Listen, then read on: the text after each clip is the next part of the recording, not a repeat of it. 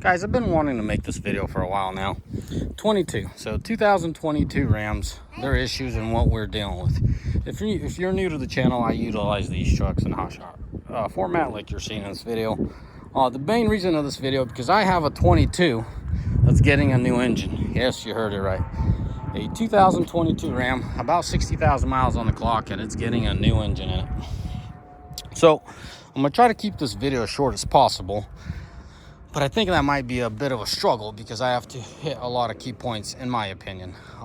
As this channel was created to help you guys and share my experience with these Ram trucks, I looked at the equipment list and we have 8 units that were made in 2022. So take it for what it is, not the biggest amount of trucks, but more than an average Joe would utilize a single make, or should I say a single year make in a year. So with 8 of these units, we've experienced, I wouldn't say quite a bit, but there's a clear message being sent. 22's exhaust system, DPF system, is just junk. I don't know what Ram did, how they screwed up so bad, but it's a pile of junk. It is nothing but a struggle with these exhaust systems. And clearly at one point it was an engine, because I told you we're getting a new engine in one of our 22's. The crappy part is it's on back order, so good luck. If you're new to the channel, I've made a few videos about hot shotting and whatnot. Might want to go back there. And one of the key points I always say, man, hot shotting is a sketchy business. One-man show is really sketchy. Imagine a guy goes out there, buys a brand new unit, and he's down. I mean, my 22's been down for 2 months. Yes, 2 months down, and I still don't know when I'll get my truck back. Imagine if that was a one-man show. All my eggs in that basket, and I am toast, because not only do I have payments to make, but the truck's parked and I don't have other truck to utilize to make my payments. So that's why you got to be careful when you get into business. Anyways, so these 22's, to my surprise, they average a little bit better gas mileage than rest of the older 5th gen. So the 19s, 20s, 21s. These 22's get better gas mileage as a whole, as an average trucks of 22's. So the gas mileage is on the upside. The low end torque, for some reason, how low the 21's hit, the 22's don't do that. 22's are more gradual, they're smoother, they're not as aggressive on low end. But don't confuse this with this not having enough power. It's let's put it this way, it's less raw and it's more torque on demand. I was hauling. This setup was maxed out yesterday. Like, you know, weight capacity and carrying abilities of the trailer and the truck. And this thing pulled phenomenally. So to say that I couldn't pull, we got Benny and Isaac with us in the truck. I'm on daddy duty, so I kind of said, yeah, I got the truck. That's where you could be.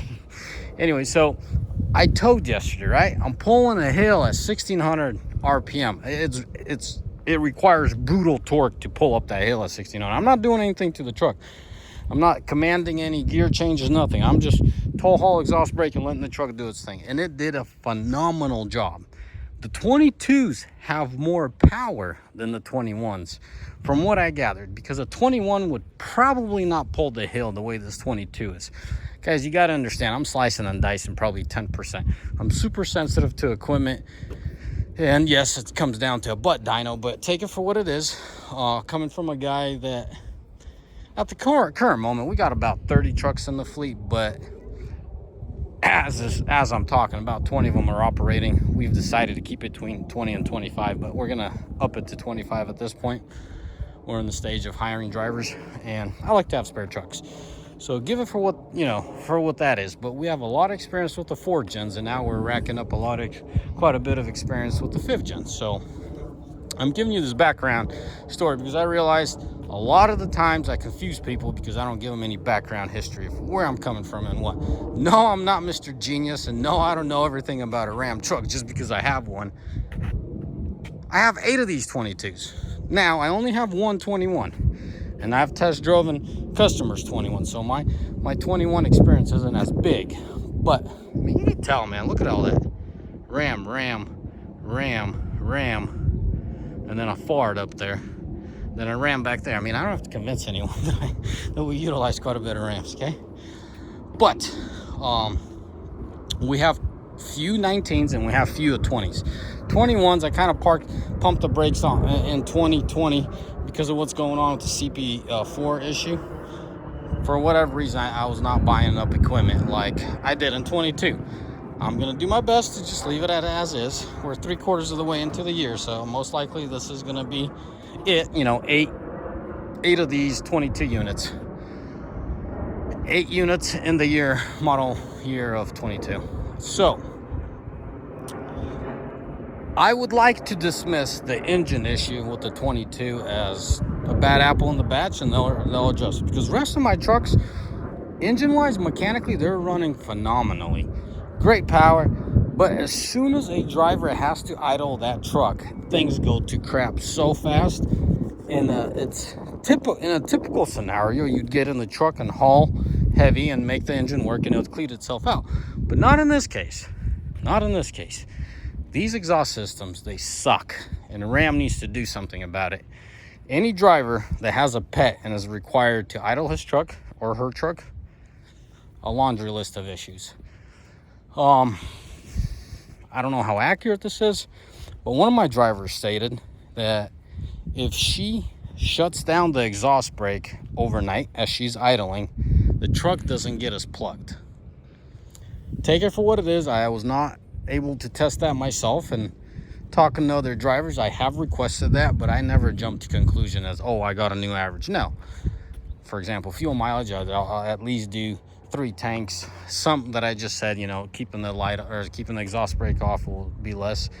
After 3 months of data, that's when I'll be like, okay, that's solid information. Obviously, it did it on multiple units, so we're in the process of proving that right or wrong.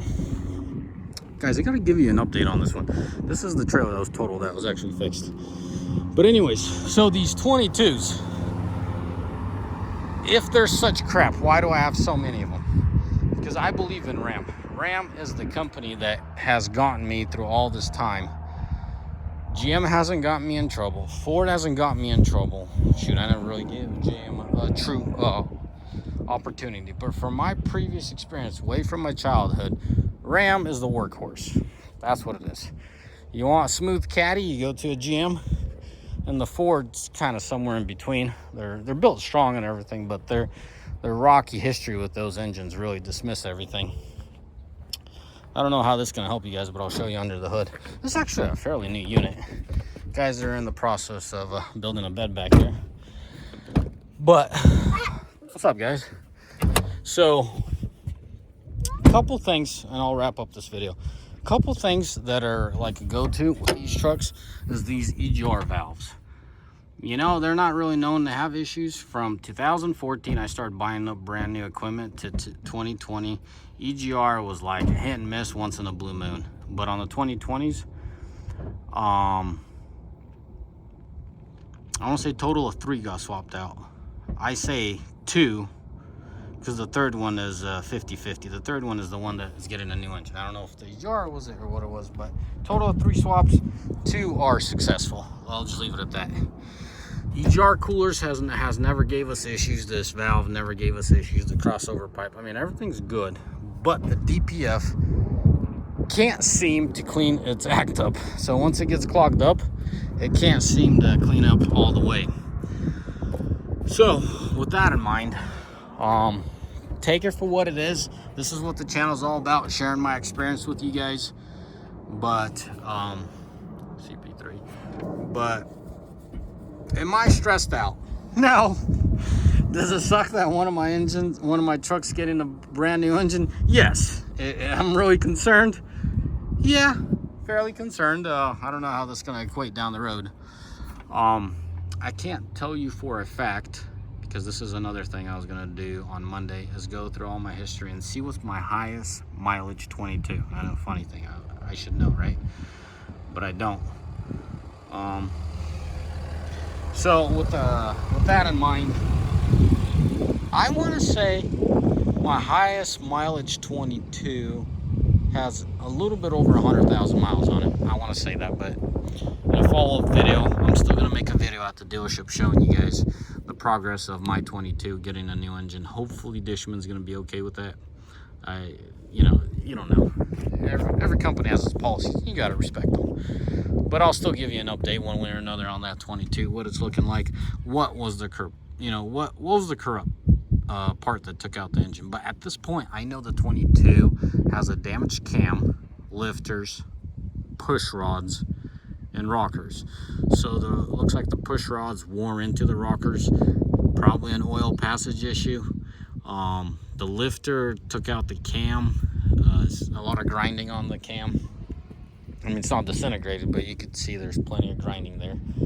So Ram, instead of getting new parts, they're getting us an engine. Now, they've been ordered, it's just on back order. I don't know when I'll get it, so it's kind of sketchy business there. And what I mean by that is I don't know when I'll have the truck back.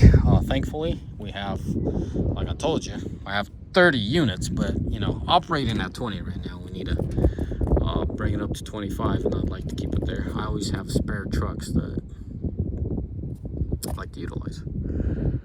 Anyways, guys, I'll leave it at that. Take it for what it is. It's my experience. That's what the channel's all about. In the comment section, let me know. I do read them. I don't have all the time in the world. No, I don't do YouTube for a living.